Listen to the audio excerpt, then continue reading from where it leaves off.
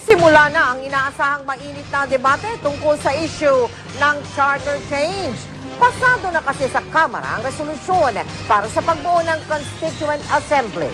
Nakatutok si PR Kanghel. Ilang beses ding nahinto ang takbo ng Chacha train sa Kamara nitong mga nakaraang buwan.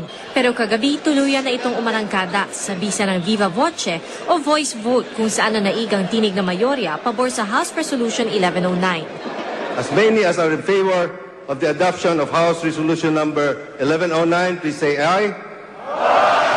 As many as are against, please say nay. The ayes have it. House Resolution number 1109 is hereby adopted. Layo ng House Resolution 1109 na i-convene ang Kamara bilang isang Constituent Assembly. Kasama naman daw ang mga senador, pero hindi sila boboto ng hiwalay.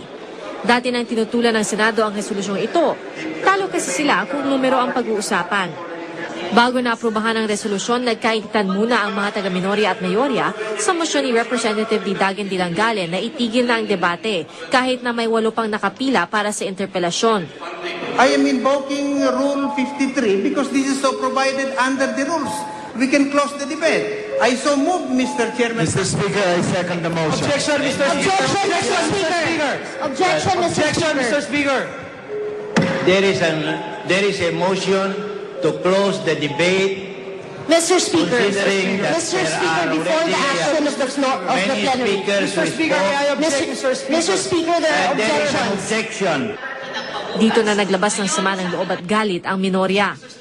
Mr. Speaker, tradition and parliamentary practices dictates, Mr. Speaker, that each and every member of Congress should be given a chance to speak, Mr. Speaker. Mr. Speaker, please don't project that members of the majority are doing something, Mr. Speaker, to the point that members of the minority are being gagged, Mr. Speaker. Makasaysayan ang pag-adopt sa House Resolution 1109 kagabi, pero iilan lang ang nakasaksi nito. Ang gallery, halos walang katao-tao. Reklamo ni Representative Teddy Casino, hinaharang daw ang mga gustong pumasok at manood. Isa raw sa mga naharang si NBN-ZTE scandal star witness June Lozada at mga kasamang madre. Sinundo raw sila ni Congresswoman Risa Ontiveros Barakel, kaya lang sila nakapasok. Wala pa man, nasa ganitong saligang batas pa nga, daig pang nasa police state na tayo. Tinatanong namin, sino ba yung amo nila na dapat namin makausap? Wala raw, basta order lang daw. Nakatakdang pag-usapan ng House Committee on Rules sa mga susunod na araw kung ano na ang susunod nilang hakbang patungo sa Chacha. PR Kanghel, nakatuto, 24 oras. Yang pong pag-aproba na yan sa resolusyon na nagbubuo ng Constituent Assembly ang pinakamalayo na pong narating ng panukalang charter change sa pagbabago ng konstitusyon. Matutuloy na nga ba ang pag-amyenda sa ating saligang batas habang nakaupo pa ang kasalukuyang administrasyon? Nakatutok si Sandra Aguinaldo. Bago pa man mahalal na Pangulo noong 2004, pabor na si Pangulong Arroyo sa pag-amyenda sa saligang batas para gawing parliamentary ang uri ng gobyerno.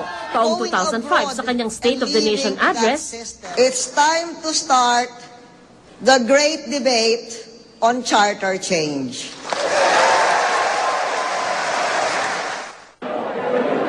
Sumunod, nilikha ng Pangulo ang Consultative Commission on Charter Change para pag-aralan kung ano ang dapat baguhin sa saligang batas. It's up to Congress, no? Pag walang interest ang Congress, wala namang magagawa. Nasa kanila ang kapangyarihan. No? Either to call a convention or to act as a Constituent Assembly. February 2006, People's Initiative naman ang isinulong ng Grupong Sigaw ng Bayan at Union of Local Authorities of the Philippines o ULA. Nangalap sila ng pirma sa buong bansa bilang suporta sa charter change at isinumite ito sa Korte Suprema. October 2006, ibinasura ito ng Korte Suprema.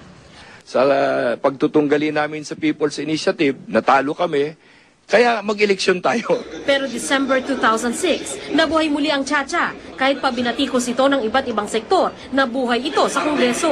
Noong nakaraang taon, sinuportahan pa nga ito maging ng mga taga-oposisyon na pabor sa federal form of government. Kalaunan, iniatras ang mga resolusyon para daw hindi magamit sa pagpapalawig ng termino ng elected officials. August 2008, isinampa ang resolusyon ni Congressman Prospero Nograles, habang April 2009 lamang ang kay Congressman Luis Villafuerte. Pareho silang kaalyado ng Pangulo. Mayo, iniurong ni Villafuerte ang kanyang suporta rito boto. Pero kagabi, nakalusot sa Kamara ang resolusyon ni Villafuerte para sa pag-upo ng Kongreso bilang Constituent Assembly kahit hindi kasali ang Senado. Ito na ang pinakamalayong narating ng pagsusulong ng Chacha. Pero may naniniwalang kulang na rin ang panahon para sa pag-amyenda ng saligang batas bago ang 2010 elections. Wala na sigurong panahon yan. At ang Pangulo na mismo ang nagsabi na tuloy na ang 2010 election. Mayroon pang plebisito. Malaking pera din yung plebisito, no? Noong Administrasyong Ramos at Estrada, sinubukan na ring amyendahan ng saligang batas. At ayon sa isang eksperto, pwedeng mangyari ito kahit sa susunod na administrasyon. The Constitution prohibits re-election. And that's what's creating the problem. That's where the temptation is coming from. Sandra Aguinaldo, Nakatutok, 24 Oras. Pasado man ito sa Kamara, mahigpit namang tinututulan ng mga senador ang pagbuo ng Constituent Assembly para isulong ang charter change. Nakatutok si Ruth Cabal.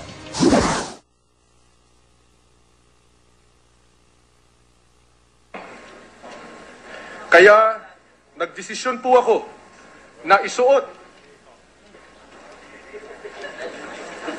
itong kwintas ng bawang na ito para maitaboy ang aswang na tinatawag na Constituent Assembly o CONASWANG. Ito ang naging bansag ng Senado sa pagkakapasa kagabi ng Kamara sa House Resolution 1109 na magpapatawag sa isang Constituent Assembly. Kaya si Rojas na taga-Capiz, kung saan ayon sa mga lumang kwento ay marami raw aswang, namigay pa ng bawang sa mga senador para raw pangontra sa CONASWANG. Itong Chacha na ito, patay na, pero pilit na binubuhay muli. Wala ng katawan. Wala nang suporta ng taong bayan, pero pilit na binubuhay muli. Malinaw naman daw na ang habol ng mga kongresistang nagsusulong ng charter change mapalawig ang termino ng Pangulong Arroyo. Pagdating ng Nobyembre, kung magpapail ng Certificate of Candidacy si Pangulong Arroyo para tumakbong congresswoman sa Pampanga, napakaliwanag pa sa sikat ng araw na talagang iko-con-as nila, pipilitin nila yung charter change nang sa ganon maging prime minister siya. It's constitutionally impossible to convene themselves, but who cares? It cannot be acted on the floor without a committee report. Kung dadaan sa regular na proseso, isasalang muna sa komite ang House Resolution at baka raw Agosto pa masimulan ito ng Senado. Nagkasundo rin ng mga senador sa pagsasabing sa ngayon, wala pang dahilan para dumulog sila sa Korte Suprema. Wala pang tinatawag na justiciable controversy. Hindi pa maaring pagpasahan dahil hindi pa ito hinog. Ika nga.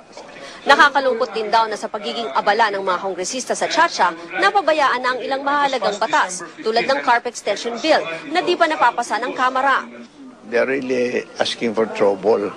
Instead of unifying the nation, they are dividing the nation. Pinaninindigan din daw nila ang Senate Resolution 811 na pinirmahan ng lahat ng 23 senador noong Disyembre, kung saan iginiit nilang dapat hiwalay na boboto ang Senado at Kamara para sa pag-amyenda sa konstitusyon. Ruth Cabal, Nakatutok, 24 Oras. Kaligtasan mo sa Alerto 24.